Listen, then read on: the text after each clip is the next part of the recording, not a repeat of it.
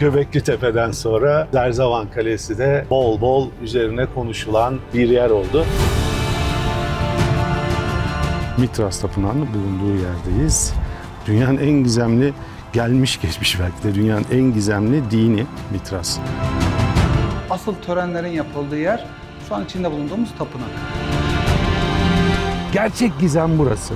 Eğer arkeolojik alan istiyorsanız hani böyle gizemli olsun bir şey, tam anlamıyla burası. Gerçek Tarihin İzinde yeni sezonuyla her Perşembe B'niz'de.